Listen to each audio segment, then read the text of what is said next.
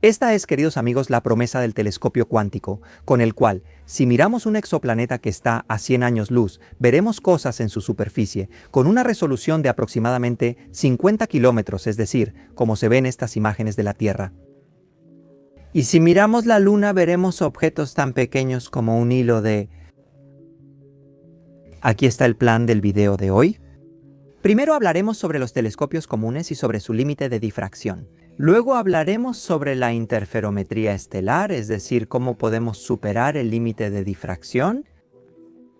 Después hablaremos del truco que necesitamos para construir un telescopio cuántico, es decir, la teleportación cuántica. Y después de eso, al final, por supuesto, construiremos juntos un telescopio cuántico. Así que quédense conmigo. Sé que el tema puede ser complejo, pero estoy seguro de que ustedes son de los seguidores más inteligentes de canales de YouTube en Rumania. ¿Por eso llegaron a este canal? ¿Te compraste un telescopio y no puedes aumentar tanto como quieres? Eso se debe a los fenómenos de difracción. Aquí tienen la fórmula que representa esencialmente la resolución angular, ¿sí? O sea, la resolución angular es qué tan bien puedes ver en diferentes direcciones, dependiendo de d, que es el diámetro del espejo, y lambda, que es la longitud de onda. En este caso sería aproximadamente 500 nanómetros. ¿Cuál es la longitud de onda de la luz roja? La fórmula que yo recuerdo y que también les es útil a ustedes y que de hecho sale de aquí es la siguiente. El aumento máximo de un telescopio es aproximadamente 2 veces el diámetro del espejo en milímetros. Es decir, mi telescopio, por ejemplo, tiene un espejo de aproximadamente 150 milímetros. Eso significa que aumenta como máximo, en la mejor de las situaciones, 300 veces. En la práctica, lo que he observado es que funciona mejor con aproximadamente 150 aumentos. Eso también se debe al hecho de que tal vez no fue construido tan perfectamente, pero también al hecho de que vivo en Holanda y tengo contaminación lumínica.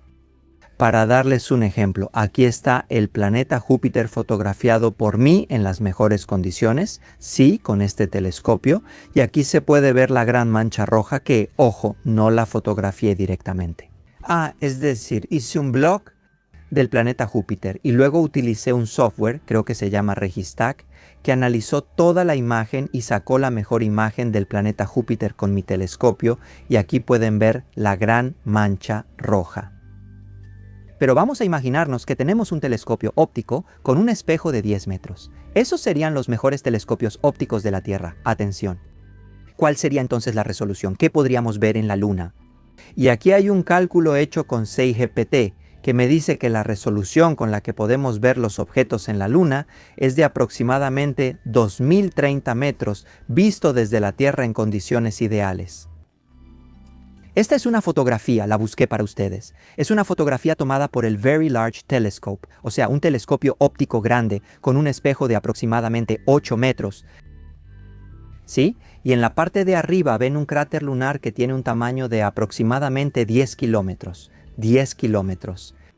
Si hacemos un poco de zoom y buscamos información, vemos que la resolución de esta imagen es de aproximadamente 130 metros, así que es prácticamente 5 veces peor de lo que esperábamos en condiciones ideales. Entonces tiene una resolución peor, entre comillas, porque ve 5 veces peor de lo que nos hubiéramos esperado, muy probablemente debido a las condiciones de la atmósfera. La imagen fue tomada desde la Tierra y la atmósfera crea turbulencias. Imagínense que en lugar de los mejores telescopios ópticos de la Tierra, que tienen espejos de aproximadamente 10 metros, construimos un telescopio óptico que cubriera toda la superficie de la Tierra. Entonces, su diámetro sería aproximadamente igual al diámetro de la Tierra, que es de unos 10.000 kilómetros. Eso significa que el diámetro pasa de 10 metros como era antes a 10.000 kilómetros. El diámetro es 1.000.000 de veces más grande. Y eso significa que la resolución será 1.000.000 de veces mayor. Si antes mirábamos con ese telescopio de 10 metros y veíamos objetos en la Luna en condiciones ideales con una resolución de 20 metros, ahora esa resolución será 1.000.000 de veces menor. Eso te lleva a 2.050 micrómetros. ¿Cuál es el tamaño de un cabello? Entonces, en otras palabras, con ese telescopio podríamos ver objetos en la Luna que tienen el tamaño de un cabello. Ahora digamos que tomamos nuestro telescopio de 10 metros el normal y miramos el planeta K218, donde se dice que podría haber vida. Está a 100 años luz de distancia. Miramos ese sistema estelar. ¿Qué veremos? Pues CGPT nos dice cuál es la resolución del telescopio. En condiciones ideales es la mitad de una unidad astronómica. Es decir, una unidad astronómica es la distancia entre la Tierra y el Sol, y la resolución es la mitad de eso. Es decir, si miramos ese sistema estelar, probablemente veremos la estrella como un punto, el planeta, si está un poco más lejos, como un punto, y probablemente otro planeta como un punto. No veremos los planetas más que como unos puntos. Quise comprobar esto, así que busqué una fotografía tomada por uno de los mejores telescopios de la Tierra, el Observatorio Europeo Austral. ¿Sí? Y aquí pueden ver la imagen de un sistema estelar que está a casi 100 años luz de distancia. En la parte superior derecha se puede ver la ubicación donde dicen que podría existir un exoplaneta, y la distancia entre el exoplaneta y la estrella es de aproximadamente 50 unidades astronómicas. La estrella no se ve en el centro porque la imagen del centro fue bloqueada con la ayuda de, un bloqueador, por así decirlo, porque de otra manera habríamos tenido demasiada luz de la estrella.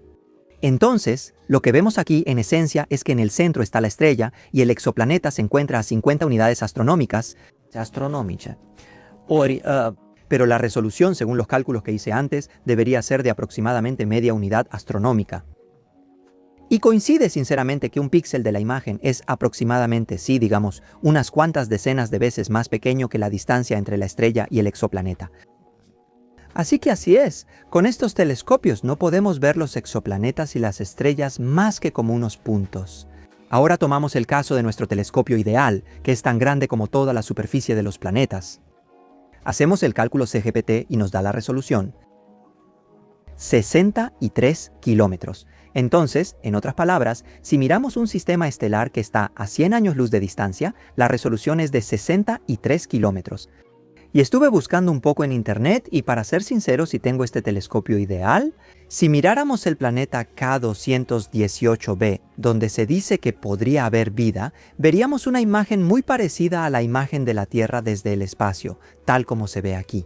Es decir, podríamos ver ahí ríos, océanos, nubes, continentes y así sucesivamente.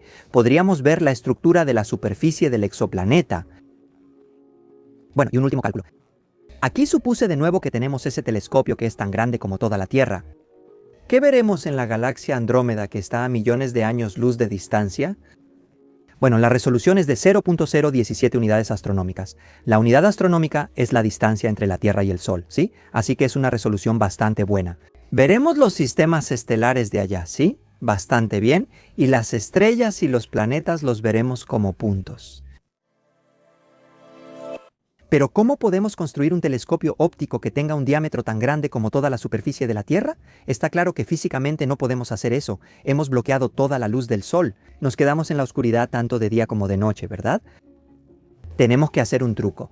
El truco que queremos hacer con los telescopios ópticos es básicamente el mismo truco que los astrónomos hicieron hace algunos años con radiotelescopios. Cuando con la ayuda de radiotelescopios fotografiaron el primer agujero negro de la galaxia M87, si no me equivoco, que ven aquí, ¿cómo hicieron eso? Su truco fue tomar un grupo de radiotelescopios repartidos por toda la superficie del planeta, ¿sí? Entonces podríamos decir esto, que en lugar de construir un radiotelescopio tan grande como toda la Tierra, que es lo que ellos hubieran querido, usaron un pequeño radiotelescopio aquí, un pequeño radiotelescopio aquí, un pequeño radiotelescopio aquí, como si tuvieran un espejo grande para un radiotelescopio, al que le faltan muchísimos elementos y solo quedan unos pocos elementos. No voy a entrar en detalles, creo que tengo un video en YouTube. Pero lo que hicieron fue grabar los datos con cada radiotelescopio y luego reunir todos los datos y reconstruir, por así decirlo, la imagen que se vería si cada radiotelescopio fuera un fragmento de ese radiotelescopio gigante del tamaño de toda la Tierra. Es interesante agregar que no recopilaron los datos de todos los radiotelescopios en tiempo real para luego recombinarlos, como si hubieran tenido un radiotelescopio gigante, pero que solo tuviera algunos fragmentos. Y se aprovecharon del hecho de que las ondas de radio que venían del centro de esa galaxia eran ondas de radio clásicas. Y al ser ondas de radio clásicas, no necesariamente tienes que combinarlas en un sistema de medición, sino que puedes grabarlas por separado, porque creo yo, así lo entendí, puedes grabar la fase, ¿verdad?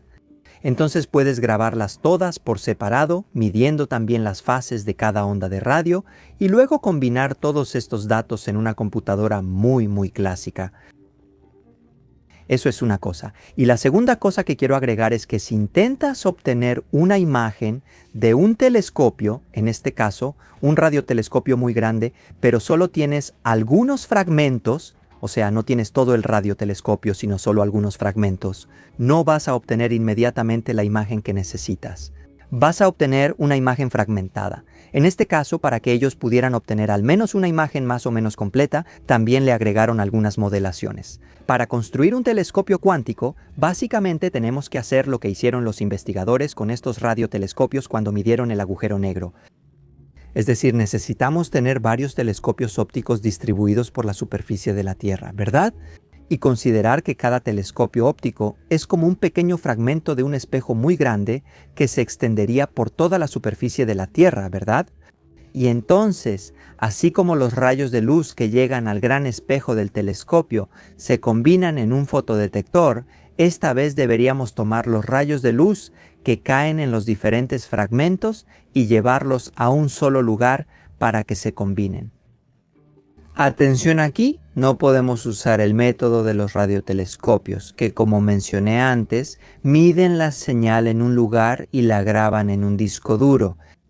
Midieron la señal en otro lugar y la pusieron en un disco duro. Luego tomaron todos los discos duros y los llevaron a un centro de datos y analizaron todos los datos. Ellos pudieron hacer eso porque la señal de radio que venía de lejos era una señal clásica. Eso significa que podían medir la fase de esa señal. Pero con los telescopios ópticos no podemos hacer eso porque el campo eléctrico óptico varía extremadamente rápido y no podemos medirlo. Y entonces lo que tenemos que hacer es tomar lo que mide, o mejor dicho, lo que funciona. La luz que cae sobre un pequeño telescopio, sobre un chip, sí, y llevarla a una zona. Tenemos que tomar la luz que cae sobre otro telescopio óptico, o sea, sobre un chip, y llevarla a una zona. Y combinar todos esos rayos de luz en un solo detector, como si estuvieran en un telescopio grande ideal. Combinar las imágenes de varios telescopios ópticos en un solo detector, sí, eso se llama interferometría estelar. Y vamos a hablar sobre la interferometría estelar, pero primero voy a hablar un poco sobre los telescopios comunes, para que después entendamos el principio detrás de la interferometría estelar. El principio de la interferometría estelar se entiende partiendo de la premisa de que en el cielo solo tenemos algunas estrellas.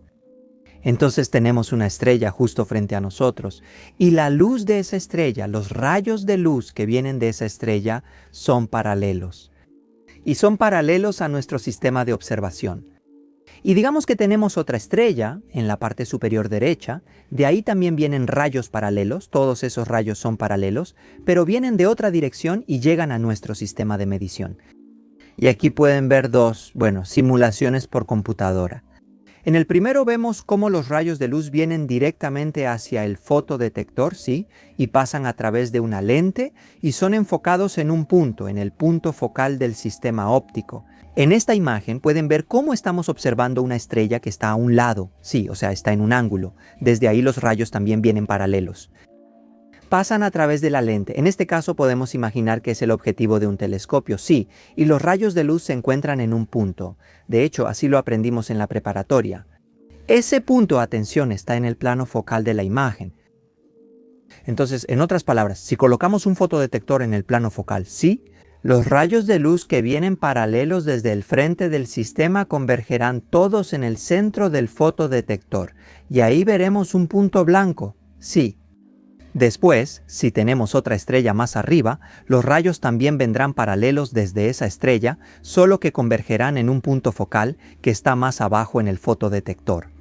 Y veremos también un punto blanco y el resto será negro. Entonces, eso significa formación de imágenes. Por eso veremos en el fotodetector de la cámara, veremos dos puntos blancos separados y el resto estará oscuro. Y para convencerlos, aquí hay dos imágenes de algunas estrellas binarias. Sí, solo estrellas muy cercanas una de la otra. La primera se llama Albireo y la segunda se llama Almaj. ¿Qué es la interferometría estelar? Bueno, deberíamos empezar con el experimento de Young, el de las dos rendijas. Miren aquí, desde la izquierda viene una onda plana. Eso significa que viene de muy lejos. Aquí los rayos son paralelos, ¿sí? Y es una onda plana que va paralela al eje óptico, ¿sí? Y esa onda plana pasa por dos rendijas. Después esas ondas interfieren de manera constructiva y destructiva, y en la parte derecha se ve una imagen de interferencia. Lo importante en esta imagen de interferencia es que el máximo se obtiene justo en el eje óptico, es decir, en otras palabras, justo en el centro está el punto máximo donde las ondas interfieren constructivamente. Después de eso, la interferencia es destructiva, constructiva y así sucesivamente. Esta es la imagen de interferencia. He intentado sinceramente buscar una imagen así. Con las ondas planas que no van paralelas, ¿sí? De verdad, o sea, los rayos ópticos no van paralelos al eje óptico. Y los rayos que vienen de las estrellas llegan en un ángulo, como vimos antes. Entonces, en esta imagen debería haber tenido una onda plana que llega en un ángulo. Entonces, deberían observar en la parte derecha, tal vez pueda hacer el dibujo, no sé si pueda hacerlo. Van a ver en la parte derecha cómo las franjas de interferencia suben o bajan. Aquí vemos cómo se ve un interferómetro estelar. La luz llega tanto al telescopio de la izquierda como al telescopio de la derecha. Después, a través de unos espejos, se combina en un detector de imagen. O sea, ahí puedes ver una imagen, sí, en la parte de abajo. Pues en la parte de abajo se crea una imagen de interferencia. ¿Por qué se crea una imagen de interferencia? Porque tenemos algo similar al experimento de Young con dos rendijas. Las dos rendijas serían, en esencia, los dos espejos, que permiten que la luz interfiera. ¿Eso qué significa? Bueno, significa que si la luz viene directamente desde arriba, o sea, la luz viene justo desde arriba, sí, entonces la estrella está encima de mi cabeza, entonces se va a crear en el detector de imagen, crea sus, deci este deasupra capului, atunci se va a crear una imagen de interferencia que está centrada justo en el centro, ¿sí? Y si la luz viene de porque tenemos algo de experiencia, bajo un ángulo alfa, la imagen de interferencia se desplaza hacia un lado, ¿sí? Con un valor que es alfa dividido entre 2. Es interesante que los astrónomos construyeron por primera vez este interferómetro estelar con un propósito preciso, y fue medir directamente el diámetro de las estrellas.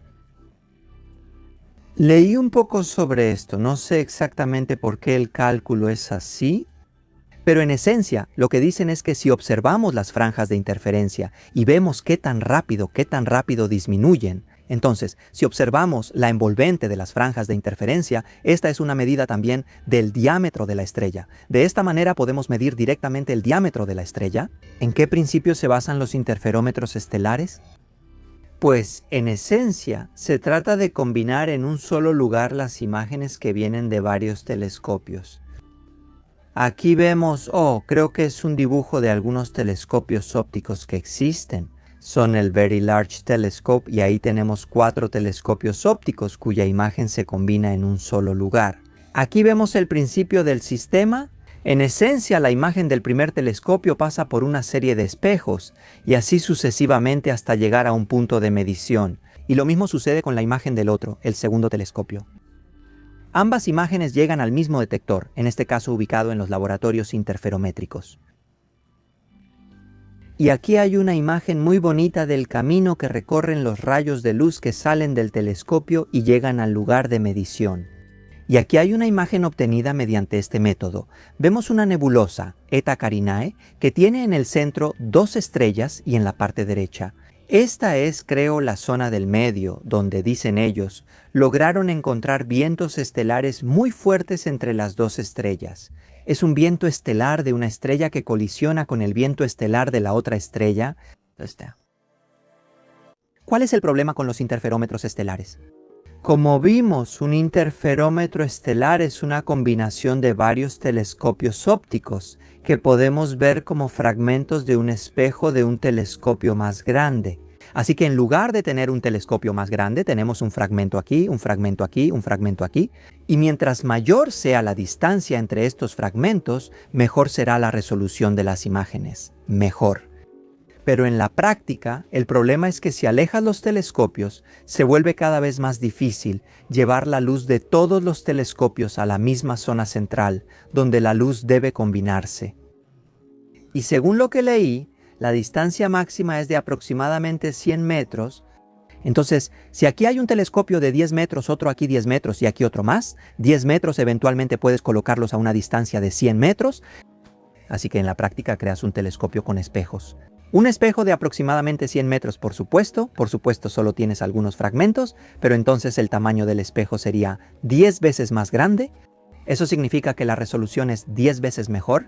Para construir un telescopio que tenga un área igual a la superficie de la Tierra, porque eso es lo que queremos, tendríamos que tomar los telescopios, pequeños componentes, los fragmentos, por así decirlo, del espejo, que son solo unos pocos, y alejarlos a distancias de miles de kilómetros. Solo que esta vez ya no podemos traer la luz de uno y de otro al mismo lugar, porque se pierde en el camino. Y aquí es donde intervienen los telescopios cuánticos. ¿Qué hacen los telescopios cuánticos? Básicamente, utilizan fenómenos cuánticos. Fenómenos de teletransportación cuántica para combinar las imágenes de los telescopios incluso si están a miles de kilómetros de distancia.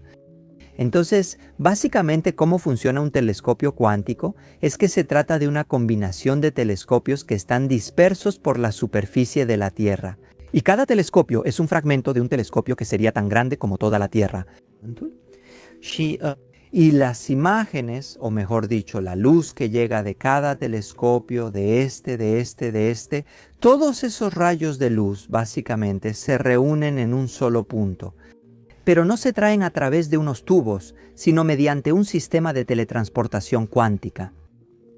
Es decir, copiamos las propiedades cuánticas del fotón que llega a un telescopio y mediante la teletransportación cuántica las teletransportamos a la cámara de detección. De nuevo copiamos las propiedades cuánticas de un fotón que viene del otro telescopio y mediante la teletransportación cuántica lo teletransportamos a la cámara de detección. Y ahí podemos imaginar que interferirán y nos crearán la imagen que queremos. En principio, este método nos da resoluciones extraordinarias. Como vimos, podríamos ver un cabello en la Luna, o podríamos ver con una resolución de 50 kilómetros un exoplaneta que está a 100 años luz de distancia, ¿verdad? Eso en principio, porque en la práctica, por supuesto, si las usamos aquí en la Tierra tendremos problemas con otra cosa, la atmósfera, y probablemente lo que sucederá es que estos sistemas se pueden poner también en el espacio. Y si los pones en el espacio, eso se vuelve muy interesante. Entonces puedes aumentar la distancia entre los telescopios de miles de kilómetros a millones de kilómetros y eventualmente incluso a decenas de millones de kilómetros. Así que básicamente, poner un telescopio cerca de Júpiter, otro cerca de Saturno y así sucesivamente, esparcidos por el sistema solar, y si logras hacer eso y creas entre ellos una conexión con teletransportación cuántica, entonces, atención, puedes tener para la resolución de un planeta que está a 100 años luz la misma resolución, lo he calculado yo, que nos da Google Maps para una imagen de la Tierra. Entonces mirarías a un exoplaneta que está a 100 años luz, como cuando miras algo de la Tierra en Google Maps. En la práctica hay algunos problemas fundamentales. En primer lugar, no puedes combinar todas las imágenes, así que solo tienes algunos fragmentos. En segundo lugar, porque usas mediciones fotón por fotón, necesitas muchos fotones para después obtener esa imagen clara. Bueno, me imagino que eso significa básicamente mediciones para objetos que son más brillantes. Por otro lado, la medición fotón por fotón también tiene una ventaja, y es que te libra del ruido. No tengo detalles sobre eso, pero me parece algo lógico, porque cuando usas fotones correlacionados cuánticamente, eliminas los ruidos no deseados, digamos, de la luz del entorno, así como nosotros tenemos problemas con la luz de la ciudad cuando queremos observar planetas lejanos. Bueno, esta luz de la ciudad es filtrada automáticamente y eliminada por estos sistemas cuánticos. Esta idea de los telescopios cuánticos creo que empezó a hablarse mucho hace unos 10 años, y aquí tengo el título del artículo que, según entiendo, tuvo un gran impacto. Y de este artículo tomé dos imágenes con las que les voy a explicar cómo funciona el sistema. Aquí vemos la primera imagen del artículo. Reconocemos los dos telescopios como en la interferometría estelar y reconocemos en la parte de abajo el lugar donde se combinan las dos imágenes. Pero ojo, en la interferometría estelar teníamos una matriz de píxeles, es decir, obteníamos una imagen. En la parte de abajo teníamos, no sé cuánto decir, unos 1000 píxeles por 1000 píxeles. Aquí, sin embargo, no tenemos más que un solo píxel, esencialmente la zona central de esa matriz de píxeles, así que tenemos un solo píxel. Solo que lo que vemos en la parte derecha, vemos esa zona de retardo. ¿Qué significa eso? Significa esto: si la luz viene de arriba de manera recta, según la interferometría tendríamos un máximo en la parte central. Entonces, si ese retardo es cero, es decir, ese retraso de la luz es cero en este caso, estaríamos justo en la zona central y estaríamos en la zona de máximo de la interferencia. Y el máximo de la interferencia se mide con este sistema que en esencia contiene un divisor de haz en el centro y dos espejos y dos detectores. Determinan entonces cuando un detector da señal 1 y el otro da 0. Entonces, en otras palabras, si solo tenemos una estrella arriba, la luz de un solo fotón viene en forma de un frente de onda, porque ahora ya estamos hablando de cuántica. Entonces, ese frente de onda del fotón llega y es recombinado en los dos detectores. Entonces, en el retardo 0, 0, el detector va a dar 1, es decir, va a detectar el fotón, el otro no va a detectar el fotón. Sí, sin embargo, atención, la luz viene de un ángulo, entonces vamos a tener una cuestión de probabilidad, es decir, el detector 1 va a dar a veces 1, a veces 0, el detector 2 a veces 1, a veces 0. Eso porque en esencia la imagen de interferencia está desplazada, está movida hacia la izquierda o la derecha, así como vimos en la interferencia normal. Y eso se compensa en estos telescopios con esa línea de retardo donde dice delay. Es decir, modificamos el retardo de la luz hasta que en el detector 1 siempre escuchamos el fotón, tuk, tuk, tuk, y al mismo tiempo en el detector 0 no escuchamos nada. Eso significa que estamos de nuevo en el centro de la zona de interferencia, y eso significa que el retardo delta nos da exactamente el ángulo bajo el cual llega la luz de la estrella. Entonces, básicamente hacemos un escaneo de la zona de interferencia con la ayuda de ese retardo y vemos dónde está el máximo, ¿verdad? Y a partir de ese máximo podemos darnos cuenta del ángulo bajo el cual llega la luz de la estrella. ¿Y cómo funciona un telescopio cuántico? Aquí está la segunda imagen del artículo, y sobre esta vamos a hablar con más detalle. En la parte de arriba reconocemos el frente de onda de la luz que viene de la estrella. Bajo un ángulo phi, este frente de onda es captado esta vez por dos telescopios. Un telescopio está en la posición 1, el segundo telescopio está en la posición 2. Sin embargo, este es un telescopio cuántico. Mide las propiedades cuánticas de los fotones, las partículas de luz que vienen de las estrellas. Así que esta vez veremos el frente de onda como la superposición cuántica de un solo fotón que viene de una galaxia lejana y que se encuentra simultáneamente tanto en la posición 1 del telescopio de la izquierda como en la posición 2 del telescopio de la derecha. En la parte de abajo tenemos una fuente especial. Esta envía un solo fotón, solo que este fotón también está en un estado de superposición cuántica. Él viaja al mismo tiempo tanto hacia la izquierda como hacia la derecha, así que cuando llega al detector, en el lado izquierdo o en el lado derecho, ese fotón estará en una superposición cuántica. Él estará tanto en la posición 3 como en la posición 4. Tanto en el lado izquierdo como en el lado derecho también vemos algunos sistemas de detección formados por dos detectores cada uno, que son capaces de detectar un solo fotón. Entonces tenemos dos fotones. Uno que viene de arriba y que está en una superposición cuántica entre la posición 1 y la 2, y uno que sale de abajo y que está en una superposición cuántica entre la posición 3 y la 4. Aquí está la fórmula matemática para el estado de superposición cuántica del fotón que viene de arriba. El fotón astronómico es un estado de superposición cuántica. Es decir, está tanto en la posición 1 como en la posición 2. Y aquí también vemos un término de fase, el término phi. Este término de fase está determinado esencialmente por el ángulo phi bajo el cual llega el fotón desde las estrellas. Digamos que viene de las estrellas, ¿sí? Eso es lo que tenemos que medir nosotros, porque si conocemos phi, la diferencia de fase entre los dos elementos del estado de superposición cuántica, entonces, en esencia, hemos medido el ángulo bajo el cual llega el fotón de la estrella, así que hemos medido el ángulo bajo el cual se ve la estrella. Mira también en la parte de abajo.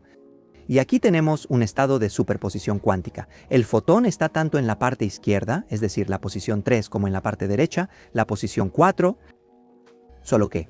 Y aquí aparece un término de fase. Esta vez es un retraso, una demora introducida intencionalmente en uno de los brazos, ¿sí? Y este retraso está controlado, digamos así, con un botón. Y es introducido intencionalmente, porque creo yo, si lo pienso un poco más, si logramos hacer una medición en la que delta sea igual a phi, entonces después de esa medición sabemos cuánto es delta, porque sabemos cuánto es el retraso, lo leemos, y entonces ese retraso es exactamente igual a phi, así que es el ángulo con el que llega el rayo de luz de la estrella. Ahora supongamos que el sistema está perfectamente alineado. Es decir, si el fotón astronómico llega al 1, llega exactamente al mismo tiempo que habría salido el fotón de abajo, ¿verdad? Que habría salido hacia la izquierda y habría llegado al 3, entonces 1 y 3 el mismo momento en el tiempo, igual en el lado derecho, 2 y 4 el mismo momento en el tiempo, ¿bien? Si ahora miramos desde el punto de vista cuántico el estado de los dos fotones, entonces tenemos un sistema de dos fotones. Veremos que en esencia hay 4 combinaciones. Entonces, el estado total del sistema de dos fotones es un estado de superposición cuántica en el que el sistema se encuentra en 4 situaciones al mismo tiempo. O tenemos 1 y 3, es decir, el fotón astronómico a la izquierda, el fotón de abajo a la izquierda. O tenemos 1, 4. O tenemos 2, 3, o tenemos 2, 4. Siempre hay un fotón astronómico, un fotón de abajo, solo que hay 4 combinaciones porque el fotón astronómico puede estar a la izquierda o a la derecha, y el de abajo también puede estar a la izquierda o a la derecha. Entonces tenemos un fotón arriba, en el estado de superposición cuántica, entre 1 y 3, y un fotón en la parte de abajo, en el estado de superposición cuántica, entre 3 y 4. Queremos medir una sola cosa, la fase phi del fotón de arriba, el astronómico. En la práctica, elegimos una fase delta para el sistema de correlación EPS y luego medimos continuamente las coincidencias de fotones, registrando todos los datos. Después de que terminan las mediciones, seleccionamos de los datos medidos aquellos en los que se escuchó un solo clic en el detector R1 de la derecha, digamos, y en cualquiera de los detectores L1 y L2 de la izquierda. Estas mediciones pueden interpretarse como mediciones Bell exitosas. La teoría de la teleportación cuántica nos dice que, si sonaba R1 y no sonaba R2, tuvimos una medición de teleportación cuántica exitosa. En este caso, las propiedades cuánticas del fotón astronómico que llegó al 2, o copiadas en el fotón de la posición 3 que llegó a la izquierda, el detector L. Más adelante, la medición en él es una medición de interferometría estelar, con interferencia entre 1 y 3. En el caso de que el retardo delta sea igual a la fase phi, la interferencia será máxima, lo que significa que solo uno de los dos detectores sonará siempre el mismo. Entonces, en esencia, tenemos que modificar el retardo delta hasta que lleguemos a la situación en la que, en las mediciones seleccionadas de R1, las mediciones Bell exitosas, solo uno de los dos detectores, L1 o L2, suene siempre. Entonces, el valor de delta es igual al valor de phi. La clave es, como pueden ver, la interpretación de teleportación cuántica dada a la medición. Eso es posible aquí, creo yo, gracias a la indistinguibilidad de los fotones. La teleportación cuántica también la detallé en la carta de física contada, pero ahí se correlacionan dos fotones. Mientras que aquí, la fuente de correlación EPS pone solo un fotón en estado de superposición, ya sea hacia la izquierda o hacia la derecha. En la práctica, esto se logra enviando un fotón hacia un espejo y, en la interpretación clásica, o se refleja o pasa a través del espejo. En el caso cuántico, hace ambas cosas al mismo tiempo. Y hemos llegado al final de este video, un video que hoy diría que está lleno de frustraciones. Aquí están los artículos que revisé, incluido el artículo al que hice referencia, y en todos fue difícil de entender. Me di cuenta de lo que realmente significa ser investigador, de hacer bien tu trabajo. Para entender un artículo así, ¿verdad? Para entenderlo bien, realmente te toma varios días, porque tienes que revisar las referencias, tienes que entender cada punto y así sucesivamente. Y eso, en esencia, es una cuestión de investigación. También me di cuenta de por qué mis videos en los que hablo libremente salen muy largos. Muchas veces para mí es un placer porque leo esos artículos y realmente lo disfruto.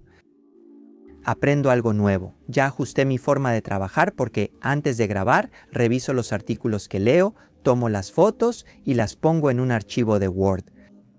De tal manera que, cuando tengo que hacer referencia a algo técnico, también les muestro esas fotos para que sea más claro.